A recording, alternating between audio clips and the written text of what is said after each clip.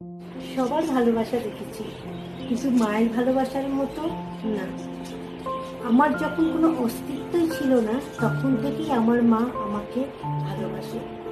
সবার থেকে হলেও 1 বছর বেশি আগে থেকে মা আমাকে ভালোবাসে। এমন একটা শব্দ যেটা বাড়িতে ফিরেই আমরা শান্তি পাই। মনটা আকুপাকু করে বাড়িতে এলেই মাকে দেখার জন্য। মা কিন্তু নিজের কথা ভাবে না, সবার আগে আমাদের কথা ভাবে। মা এমনই একজন যে টাকা পয়সা পজিশন কিছুই দেখে না, নিঃস্বার্থভাবে আমাদের ভালোবাসে। তাই বলছি, তোমাদের কাছে মা, আমার কাছে মা সব থেকে বেশি প্রিয়। কারণ মার মধ্যে বা মার ভালোবাসার মধ্যে কোনো খাদ নেই।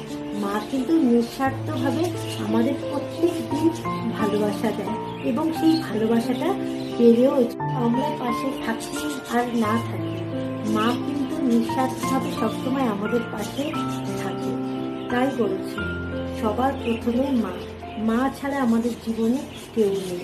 হ্যাঁ, যদি আমাদের মনে হয় অন্য কেউ আমাদের মার মতো ভালোবাসছে বা আপনি রাখছে, সেটা শুধুই মাত্র খেয়ালি পোলাই, আর কিচ্ছু নয়।